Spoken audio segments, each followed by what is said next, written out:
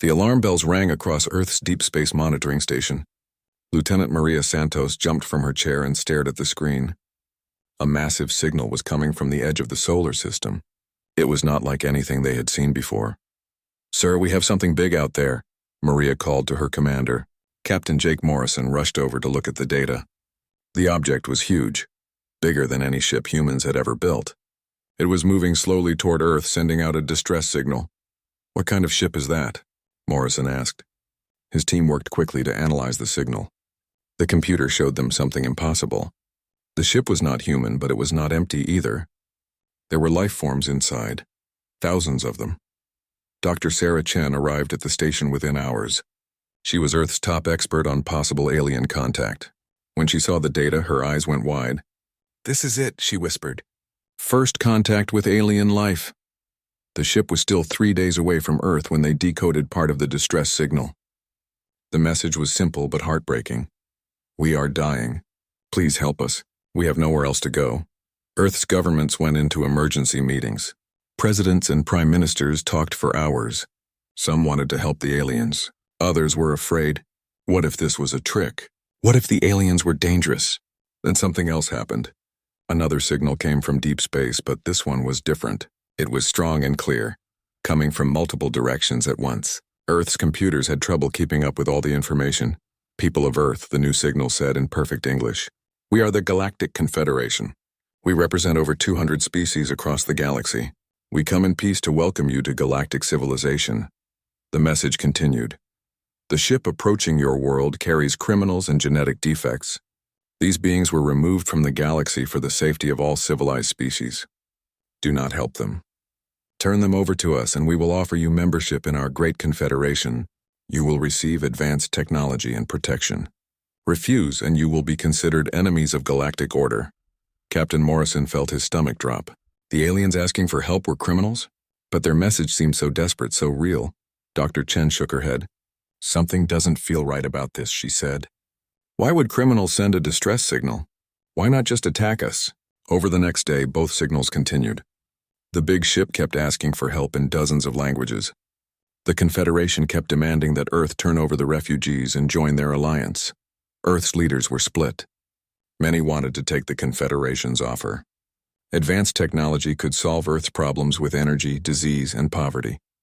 But others wondered what kind of civilization would let refugees die in space. The refugee ship got closer. Earth's telescopes could see it clearly now. It was falling apart. Pieces of metal floated away from its hull. The ship looked like it had been traveling for many years without proper repairs. Dr. Chen convinced her government to let her try talking to the refugees directly. She sent a simple message. "This is Earth. We received your distress call." "Who are you?" "What happened to you?" The answer came back in broken English, as if someone was learning the language quickly. "We are the last of our peoples. I am resonance of truth of the Cathera. With me are survivors of the Zephyrians and the Morvac. Our worlds were destroyed. Our species were declared unfit to exist. We have been running for 30 years. Why were you declared unfit?" Dr. Chen asked. "We were different. We asked questions. We found new ways to live and think. The Confederation said we were dangerous to their perfect order. They gave our people a choice: change everything about who we were or die. Some tried to change. Others fled. We are what remains." Dr. Chen's heart ached as she listened. She asked more questions and learned terrible things. The Cathara were crystal beings who could share thoughts through music and vibrations. The Confederation said this was primitive and forced them to use only spoken words. The Zephyrians were made of pure energy and could travel at the speed of light. The Confederation claimed this was too dangerous and tried to put them in solid bodies. The Morvac were insects who could think together as one mind while still being individuals. The Confederation said this was impossible and tried to separate them completely. They wanted to make us into something we were not. Resonance of Truth explained. When we refused, they sent their fleets to our worlds. Billions died. Only a few thousand of each species escaped. The Confederation sent another message to Earth. Do not listen to their lies. These species were mentally unstable and genetically flawed. They refused to follow galactic law and became violent. We had no choice but to stop them. Give them to us now and no harm will come to your world. But Dr. Chen had been recording everything. When she played the refugee conversations for Earth's leaders, Many began to change their minds. The refugees sounded scared and tired, not violent or crazy. Captain Morrison was put in charge of Earth's response. He was a military man who had seen war, but he had also seen what happened when good people did nothing while others suffered. The refugee ship was now only hours away from Earth. It was clear that it would not last much longer. Systems were failing all over the ship. The aliens inside were running out of air, food, and power. Earth's leaders held one final vote. The choice was simple but would change everything: help the refugees and make enemies of the powerful Galactic Confederation, or turn them away and join the galactic community as junior members. Captain Morrison was asked to give his opinion to the United Nations. He stood before representatives from every country on Earth and said, "My grandfather fought in a war against people who decided some humans didn't deserve to live. He taught me that when someone asks for help, you don't ask if they're perfect. You ask if they're in need." He paused and looked around the room. "These beings are dying. They're asking us to save them. The Confederation is asking us to let them die. I know which choice makes us human." The vote was close, but Earth decided to help. Captain Morrison sent a message to the Confederation. "We have heard your offer and we have made our choice. We will give these refugees shelter and protection. We will not hand them over to die." The Confederation's response was immediate and cold. "You have made a grave mistake. These criminals will corrupt your species and bring chaos to your world. You have chosen to be enemies of galactic order. The consequences will be severe." But Captain Morrison was already sending rescue ships to meet the refugee vessel. Dr. Chen was preparing medical teams and translation equipment. Earth was about to meet its first alien visitors not as conquerors or victims, but as friends offering shelter to those who had nowhere else to go. As the refugee ship entered Earth's atmosphere, escorted by human vessels, Morrison watched from the space station. He knew this moment would change everything. Earth had just made its first choice as a member of the galactic community. They had chosen compassion over safety, diversity over conformity. The galaxy had expelled these beings, but humanity would take them in. Whatever came next, Earth would face it with new friends by their side. The refugee ship landed at Luna Base, Earth's largest space station on the moon. Dr. Chen and her team were ready with medical equipment, food, and temporary shelters. They had no idea what to expect when the ship's doors opened. The first beings to emerge were the Cathara. They looked like walking crystals, tall and beautiful, with light flowing through their transparent bodies. When they spoke, their voices created musical sounds that made the air vibrate. Even though they were weak and tired, they sang a song of thanks to the humans who had saved them. Next came the Zephyrians. They were harder to see because they were made of pure energy. They looked like clouds of colored light that moved and danced in the air. They spoke by changing the electrical patterns in nearby computers, making screens flash with their words. Finally, the Morvac appeared. They were insect-like creatures with 6 legs and multiple arms. But unlike regular insects, each one was clearly an individual. They could talk to each other without speaking, sharing thoughts instantly across the group. When they thanked the humans, all 200 of them spoke the same words at exactly the same time. Dr. Chen felt tears in her eyes as she watched the refugees. Many were sick or injured. Some were very old, others were children. All of them looked grateful but afraid, as if they couldn't believe someone had actually helped them. "Welcome to Luna Base," Dr. Chen said through the translation computers. "You're safe now." Resonance of Truth, the Cathara leader, played a sad but hopeful melody. The translation computer turned it into words. "For 30 years we believed kindness was extinct in the galaxy. You have shown us we were wrong." Over the next few weeks, Earth's medical teams worked to help the refugees recover. The humans learned amazing things about their new guests. The Cathara could heal each other by singing specific songs. The Zephyrians could fix broken machines just by touching them with their energy. The Morvac could solve complex problems in minutes by thinking together. But the refugees also shared darker stories about why they had to flee. Dr. Elena Vasquez, who was put in charge of learning about the refugees' history, discovered the truth about the Galactic Confederation. "The Confederation told us these species were violent and dangerous," Dr. Vasquez reported to Earth's leaders. But that's not true. The Cathara were peaceful mathematicians. They discovered formulas that could predict how the Confederation would expand across the galaxy. The Confederation was afraid these predictions would help other species resist their control. She continued. The Zephyrians had learned to travel faster than light without using the expensive fuel the Confederation sells to everyone. This threatened the Confederation's power over galactic trade. The Morvac had created a way for individuals to work together perfectly, while still being free to think for themselves. This was more efficient than the Confederation's rigid bureaucracy. The terrible truth became clear. These species hadn't been destroyed because they were dangerous. They had been destroyed because they were too advanced, too creative, too free. Meanwhile, the Confederation was not sitting quietly. They surrounded Earth's solar system with a blockade. No ships could enter or leave. They sent messages to Earth every day, demanding the return of the refugees and Earth's submission to Confederation rule. Some countries on Earth began to panic. The leaders of several nations held secret meetings and decided to withdraw their support for the refugees. They were afraid the Confederation would destroy Earth like they had destroyed the refugee worlds. "We should have taken their offer," said President Williams of the North American Federation. "We could have had advanced technology and galactic citizenship.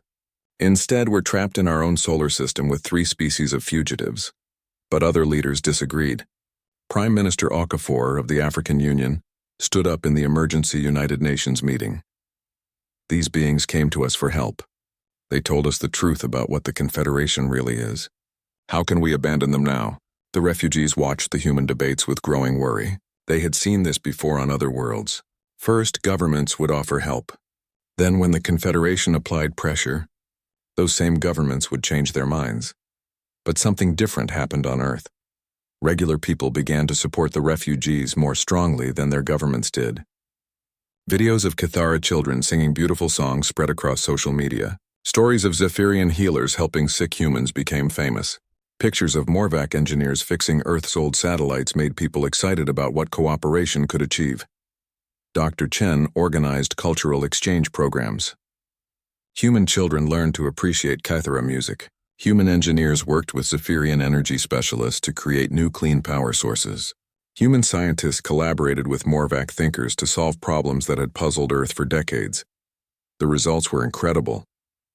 In just 2 months, the combined human-alien teams had developed new medical treatments, cleaner energy systems, and more efficient transportation. Working together, they accomplished more than any species could achieve alone. Captain Morrison, who had been promoted to admiral after his role in the refugee crisis, received troubling news from Earth's spy satellites. The Confederation was building a massive fleet just outside the solar system. Ships from dozens of species were gathering for what looked like an invasion. Admiral Morrison called an emergency meeting with the refugee leaders and Earth's military commanders. "They're not going to wait much longer," he said. "Intelligence suggests they're planning to attack within weeks." Resonance of Truth sang a complex melody that the computers translated as, "We are sorry we brought this danger to your world. Perhaps we should surrender ourselves to save humanity." But Admiral Morrison shook his head. "That's not happening. We made a choice to protect you, and we're sticking with it." A Zephyrian leader named Bright Wind pulsed with worried energy patterns. "You don't understand how powerful the Confederation is. They have ruled the galaxy for thousands of years. No one has ever successfully resisted them." A Morvac spokesperson called Shared Wisdom clicked her mandibles nervously. "Our combined species once thought we could hide from them. We were wrong. They always find those who refuse to conform." Dr. Vasquez stood up with a determined look on her face. "Maybe no one has resisted them before because no one had the right allies. You're not hiding anymore, and you're not alone. You have humanity now." She activated a large screen showing Earth's preparations. Humans were working around the clock to build defenses for the solar system. But more importantly, they were learning from their new alien friends. "We're not just defending Earth," Dr. Vasquez explained. "We're defending the right to be different, the right to think new thoughts and try new ways of living. The Confederation wants to make everyone the same, but we believe diversity makes us stronger." As the meeting ended, Admiral Morrison received another message from the Confederation. "This is your final warning. Surrender the genetic defects immediately, or face the consequences. You have 1 week to comply." Admiral Morrison looked at the message and then at his alien friends. He thought about his grandfather's stories of fighting against those who wanted to decide who deserved to live. He thought about the beautiful music he heard every day from the Cathara, the amazing energy technologies the Zephyrians had shared, and the incredible efficiency the Morvac had brought to Earth systems. "Send them our reply," he told his communications officer. "Tell the Confederation that Earth's answer is still no. We will not surrender our friends, and we will not submit to their authority. If they want to fight, we'll be ready." The week passed quickly as Earth prepared for war, but humanity was no longer alone. They had allies who brought knowledge, skills, and hope. Together they would face whatever the galaxy could throw at them. The Confederation fleet was enormous. Earth's deep space telescopes counted over 10,000 ships approaching the solar system. They came from dozens of different species, all united under the Confederation's flag. Admiral Morrison had never seen anything so massive or so terrifying. But something remarkable was happening on Earth and Luna Base. Humans and refugees were working together in ways that surprised everyone. The cooperation had started with simple things like sharing food and stories, but it had grown into something much more powerful. In the engineering labs, human creativity met alien knowledge and created miracles. Sarah Kim, a young human engineer, worked with a Cathara mathematician named Clear Resonance. Sarah had always been good at building things, but she thought in straight lines. Clear Resonance thought in complex musical patterns that curved through multiple dimensions. "Show me the math for your harmonic calculations again," Sarah asked one day. Clear Resonance sang a complicated song, and the translation computer showed mathematical formulas that made Sarah's head spin. "Wait," Sarah said, staring at the equations. "What if we applied this to shield generators instead of just communication? These frequency patterns could make our defensive barriers stronger." Clear Resonance played a surprised note. "We never considered using harmonic mathematics for protection. We always used it for understanding and connection. And we always used shields for blocking things out," Sarah replied with excitement. "But what if we combined them?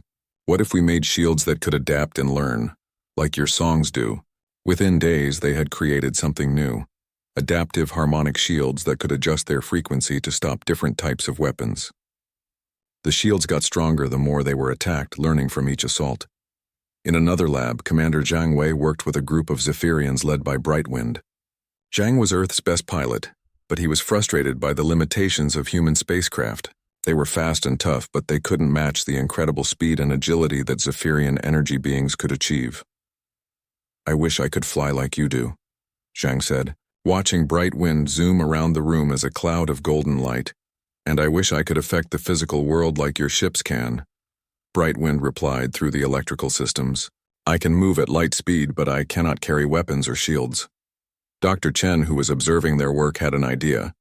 "What if you didn't have to choose? What if we built ships that could carry Zephyrian energy beings as partners? You could provide the speed and agility, while human pilots handle the weapons and tactics." The result was the hybrid fighter program. Human pilots flew ships that were partially powered by Zephyrian energy partners. The ships could move in ways that seemed impossible, dodging and weaving through space like living creatures. The Zephyrians could also use their energy to supercharge the ship's weapons and shields. Meanwhile, the Morvac were revolutionizing Earth's military coordination. General Patricia Hayes had always struggled with the chaos of commanding large military forces. Human soldiers were brave and creative, but they had trouble working together as smoothly as she wanted. The Morvac leader, Shared Wisdom, observed human military exercises with interest. "Your soldiers are very individualistic," she noted. "Each one thinks independently and makes personal decisions. This gives you great flexibility but poor coordination." "Exactly," General Hayes sighed. "I wish they could work together better without losing their ability to think for themselves." "Perhaps we can help," Shared Wisdom suggested. "We Morvac can share thoughts instantly, but each of us remains an individual. We could teach your soldiers to connect temporarily during battles, sharing information and coordinating actions while keeping their personal identity." The Morvac developed neural communication devices that allowed human soldiers to share tactical information in real time. During battles, entire squads could move as one unit while each soldier maintained their independence and creativity. It was like having a hive mind that could be turned on and off at will. But the most important discovery was not technological. As humans and refugees worked together, they learned something that the Confederation had forgotten. Different ways of thinking made everyone smarter, not weaker. Dr. Vasquez documented everything in her research reports. The Confederation sees diversity as a problem to be solved, she wrote. They believe there should be one best way to do everything, and everyone should follow it. But we're proving that many different approaches working together are stronger than any single method. She gave examples. Human linear thinking plus Kythera harmonic mathematics created better shields than either species could make alone.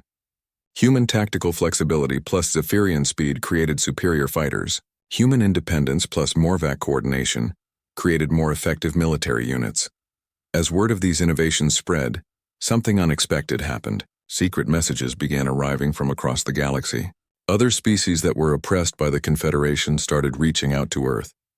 The first message came from the healer species, plant-like beings who had been forced to serve only as medical workers for the Confederation. We have heard that you accept diversity, their message said. We were once explorers and artists, but the Confederation said we were only good for healing others. We want to be free to choose our own destiny.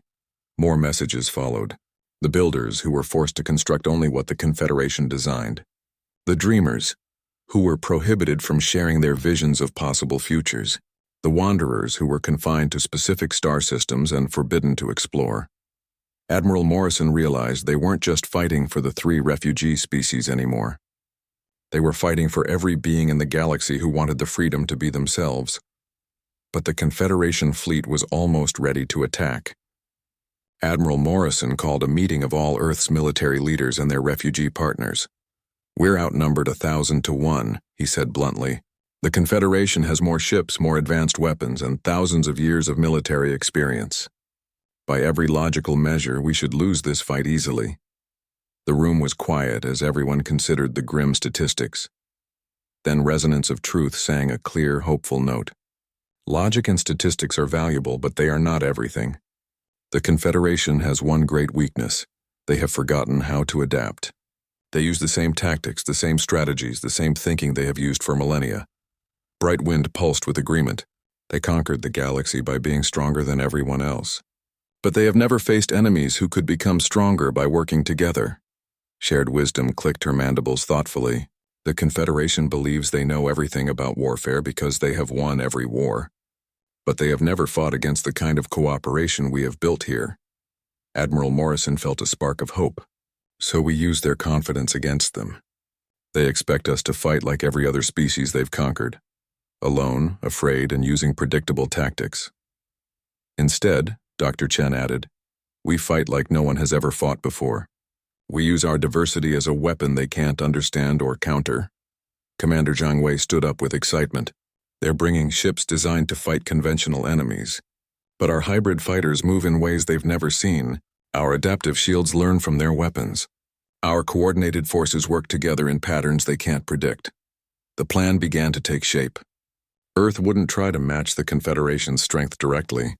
Instead, they would use speed, adaptability, and coordination to turn the solar system into a maze of unexpected challenges. They had 1 week to finish their preparations.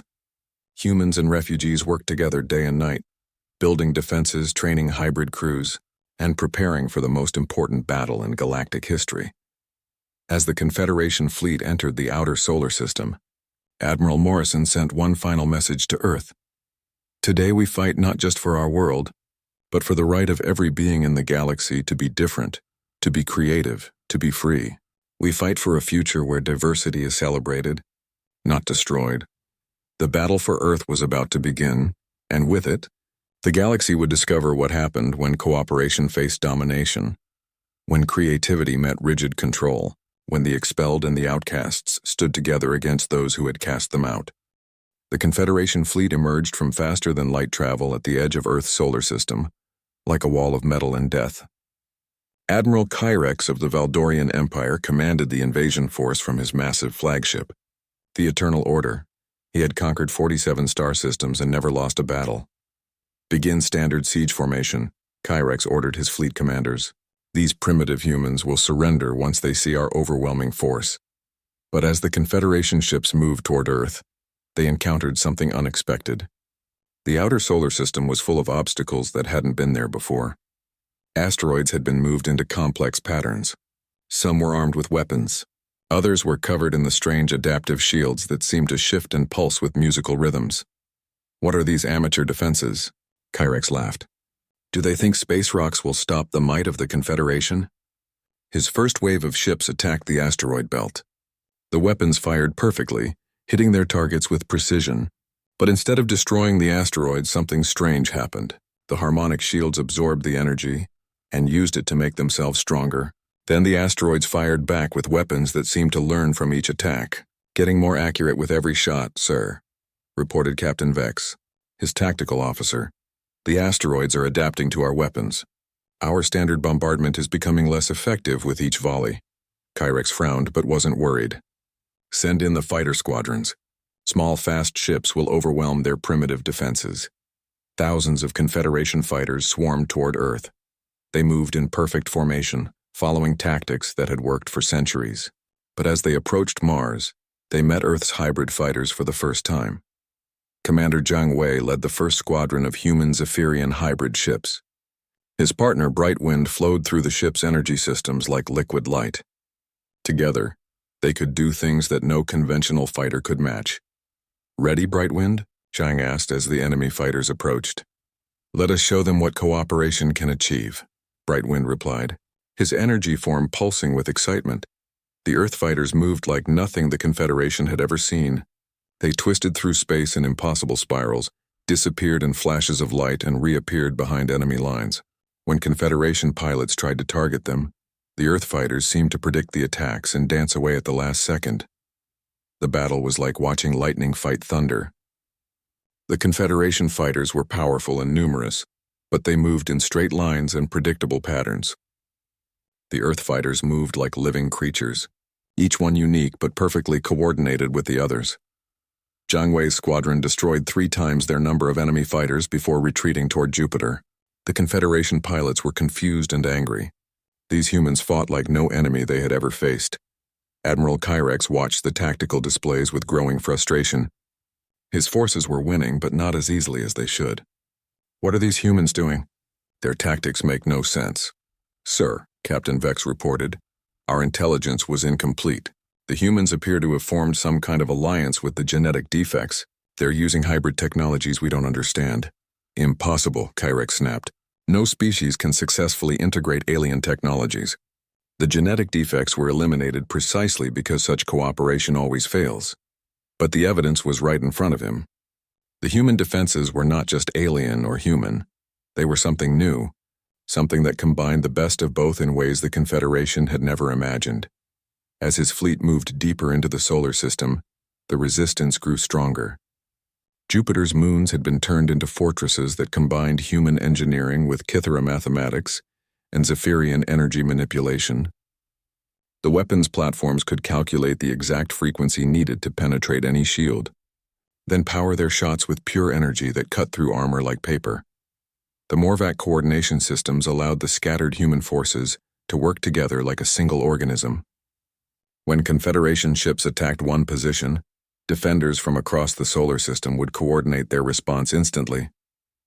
It was like fighting an enemy with 1,000 eyes and a single brain, but the Confederation had overwhelming numbers. For every Earth ship destroyed, they lost 10 of their own, but they had hundreds of ships to spare. Admiral Kyrex was confident that victory was still inevitable. Bring up the planet-killer ships, he ordered. We'll end this quickly by destroying their homeworld. 3 massive vessels moved toward Earth. Each one carried weapons capable of burning the atmosphere off a planet. They had been used to destroy the Kythera, Zephyrian, and Morvac homeworlds. Now they would do the same to Earth, but the refugees had been preparing for this moment. Deep in the crippled remains of their generation ship, the 3 species made a decision that would change everything. Resonance of truth spoke for the Kythera. We have lived as refugees for 30 years. We have seen kindness and cruelty, hope and despair. Today we choose to give our lives so that kindness might survive. Brightwind pulsed with determined energy. The humans showed us that diversity is strength. We will show the galaxy that love is stronger than fear. Shared wisdom clicked her mandibles one final time. Our individual lives end today, but our ideas will live forever in the alliance we have helped create.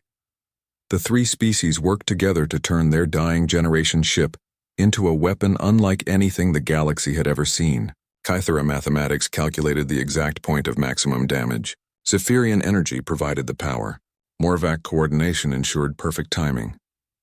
As the planet killer ships approached Earth, the refugee vessel appeared between them and their target. It was a broken shell of a ship barely holding together. Admiral Kyrex barely noticed it. "Clear that debris from our firing line," he ordered dismissively. But the debris exploded with the force of a small star. The Kythera had calculated the harmonic frequency that would cause a chain reaction in the planet killer ship's power cores. The Zephyrians had provided enough energy to trigger the reaction across all three vessels simultaneously. The Morvac had coordinated the timing so perfectly that all three ships exploded within seconds of each other. The explosion created a shockwave that rippled across space, disabling hundreds of Confederation ships. The three most powerful weapons in the fleet were gone, destroyed by the sacrifice of the very beings they had been sent to eliminate. Admiral Kyrex stared at his tactical display in shock. How is this possible? Those genetic defects were supposed to be weak and primitive. But worse news was coming from across the galaxy. The battle at Earth had inspired other oppressed species to rebel. The Confederation was receiving distress calls from dozens of star systems. Their empire was fragmenting as species that had been forced into submission for centuries finally saw hope for freedom. Captain Vex reported with growing panic. "Sir, we're losing control of the outer territories. The healer species has seized the medical facilities on 17 worlds. The builder species has taken control of the major construction sites. Even some of our member species are questioning their loyalty to the Confederation." Admiral Kyrex realized that this battle was about more than just Earth. The humans and their refugee allies had started something that could destroy the Confederation's control over the entire galaxy. "All ships, focus fire on Earth," he commanded desperately. "If we can crush the source of this rebellion, the others will fall back in line." But as his remaining fleet converged on Earth, they found the planet protected by defenses that seemed to anticipate their every move. Human creativity, Kythera mathematics, Zephyrian energy, and Morvac coordination had created a defensive network that learned and adapted faster than the Confederation could adjust their attacks. The battle raged for hours, but Admiral Kyrex could see that his forces were losing, not because the humans were stronger, but because they and their allies fought with a unity and purpose that the Confederation had never encountered. As his flagship came under attack from a squadron of hybrid fighters, Kyrex finally understood what he was really fighting. This wasn't a battle between different species. This was a war between two different ideas about how the galaxy should work. The Confederation believed in order through control, uniformity through force, peace through dominance. But the humans and their allies believed in something else: strength through diversity, unity through cooperation, and peace through understanding. For the first time in his long military career, Admiral Kyrex wondered if the Confederation might be wrong. As explosions rocked his ship and alarms blared around him, he faced the possibility that everything he had fought for might be built on a terrible mistake. Admiral Kyrex's flagship was dying around him. The Eternal Order, which had never been seriously damaged in 100 battles, was now listing badly with fires burning on multiple decks. Through the viewports, he could see the remains of his once mighty fleet scattered across Earth's solar system. "Sir," Captain Vex reported with a shaking voice, "we've lost 60% of our ships. The remaining vessels are requesting permission to retreat." Kyrex stared at the tactical display showing the impossible truth.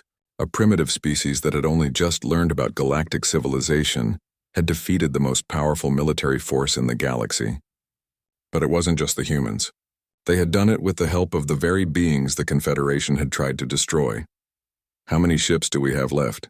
Kyrex asked quietly. 4,000, sir, but many are heavily damaged."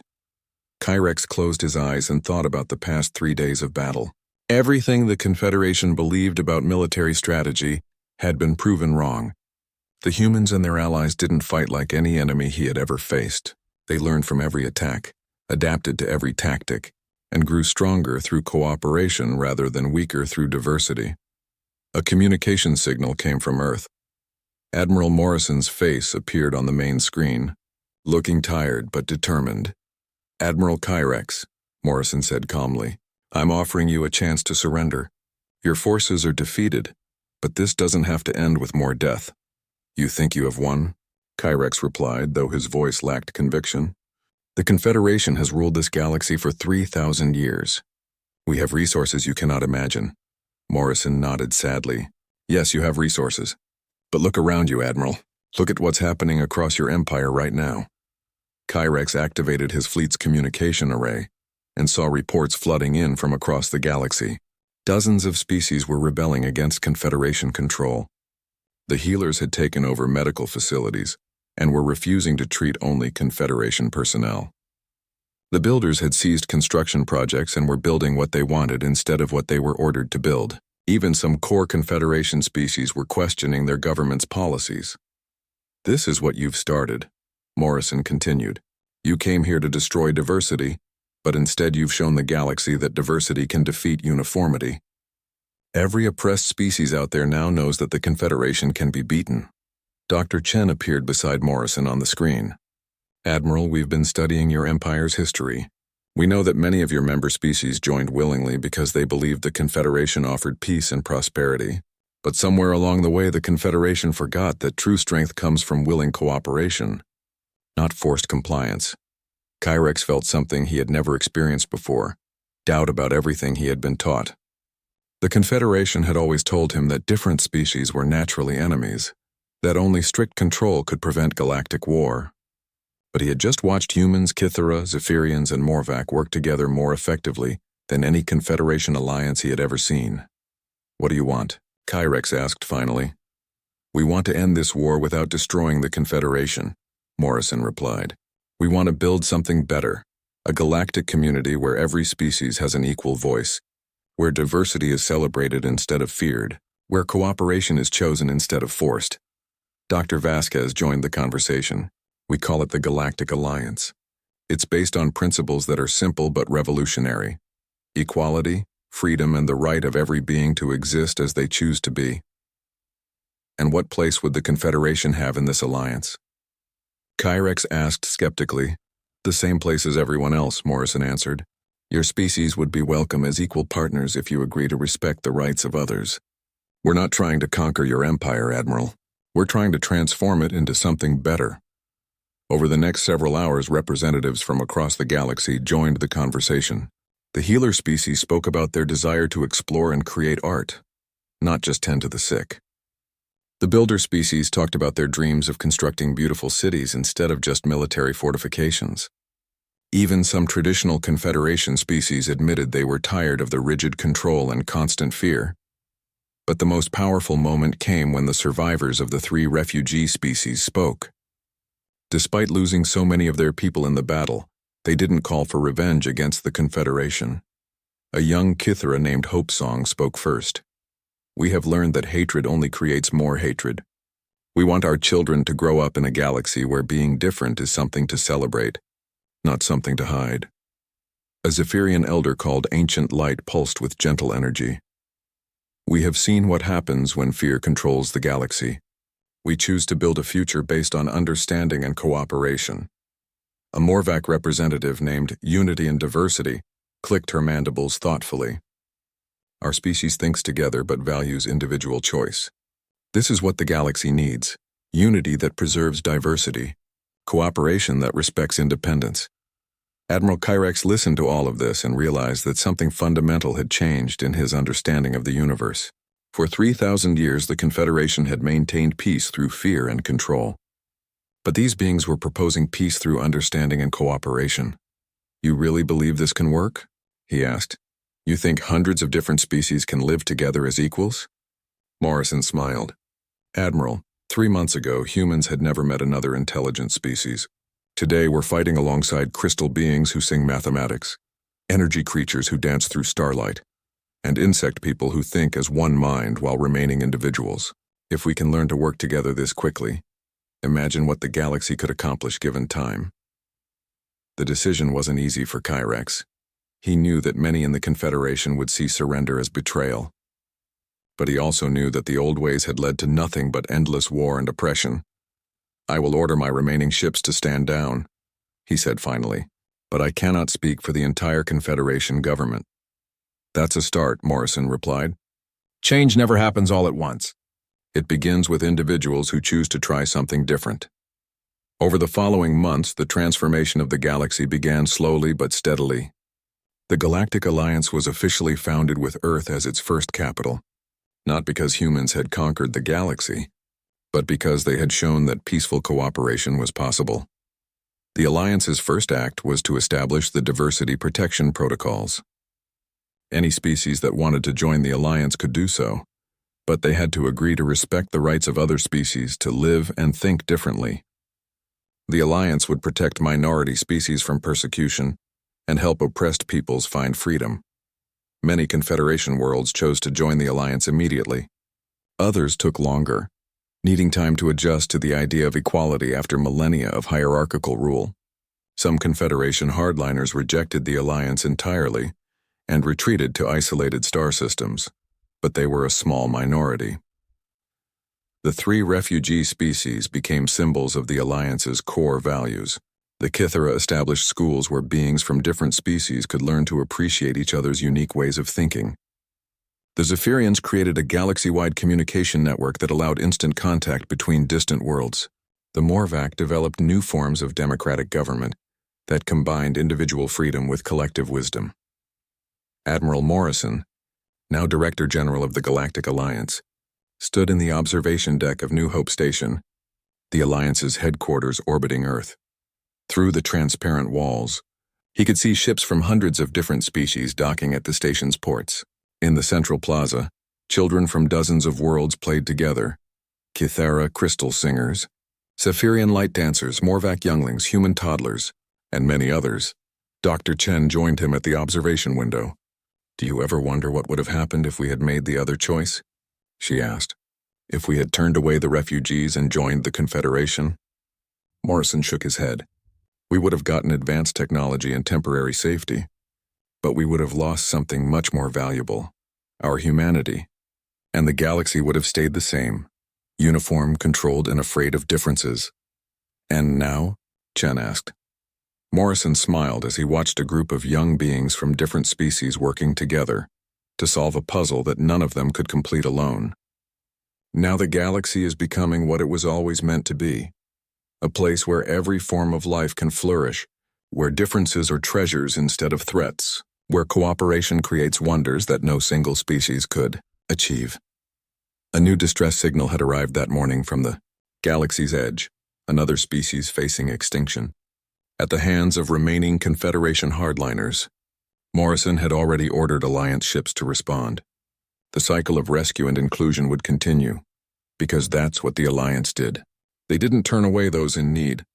They didn't decide who deserved to exist. They opened their arms to anyone who wanted to be part of a better galaxy. The galaxy had expelled the refugees, calling them defective and dangerous.